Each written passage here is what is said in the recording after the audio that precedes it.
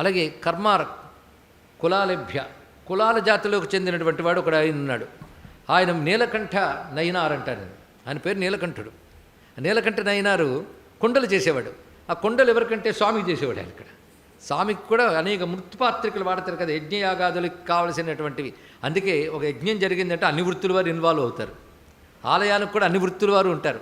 ఒక్కసారి హిందూ దేవాలయ చరిత్ర చూస్తే అన్ని వృత్తుల వారికి ఆధారం కల్పించేది హిందూ దేవాలయం. అలాగే రెవెన్యూ వేజ్ మీరు కానీ స్టాటిస్టిక్స్ తీస్తే ఇండియన్ ఎకానమీలో హిందూ టెంపుల్స్ ద్వారా వచ్చే ఇన్కమ్ చాలా ఎక్కువ తెలుసుకోండి ఇక్కడ. కనుక ఈ ఎకానమీలో హిందూ టెంపుల్ అంత ప్రధానం. అలాంటిది మీరు టెంపుల్స్ నాశనం చేసేసి ఇంకెవరో ప్రార్థనా మందిరాలు కట్టుకుంటే వాళ్ళ ఇన్కమ్ వాళ్ళకే కానీ దేశానికి పనికిరాదు తెలుసుకోండి. దేశానికి ఉపకారం చేస్తుంది, అన్ని వృత్తుల వారికి ఉపాధి కల్పన చేస్తుంది ఇక్కడ.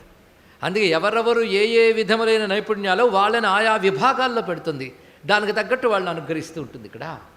అంతేకాదు మొన్న కొన్ని కోట్ల మంది మన కుంభమేళాకు వచ్చారంటే ఇన్కమ్ ఎవడికి వెళ్తుంది? ప్రభుత్వ ఖజానానికి వెళ్తుంది. లిబరల్స్ వల్ల రావట్లేదు తెలుసుకోండి ఇక్కడ.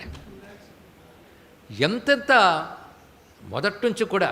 అందుకే దేశ అభ్యున్నతికి సూక్ష్మమైన దివ్యశక్తితో కాపాడమే కాకుండా స్థూలమైనటువంటి ఆర్థిక వ్యవస్థ. ఒక ఆలయాన్ని బేస్ చేసుకుని ఎన్ని వృత్తులు ఉన్నాయో చూడండి. మతాలు మారిపోతే పసుపు కుంకాలు అమ్మడానికి లేదు. వాళ్ళు పసుపు కుంకాలు పెట్టుకోరు కదా, పెట్టుకుంటే పాపం కూడా. కానీ పసుపు కుంకాలు అమ్మడానికి లేదు, అవునా లేదా? దాని తర్వాత పువ్వులు అమ్మడానికి లేదు, పళ్ళు అమ్మడానికి లేదు, ఎందుకంటే నివేదనలు లేవు వాళ్ళకి. అలాగే పట్టుబట్టలు, దర్భలు, ఎన్ని యజ్ఞ ద్రవ్యాలండి. వీటి మీద బతుకుతున్న కుటుంబాలు ఎన్ని చెప్పండి. ఎప్పుడైనా ఆలోచించామా?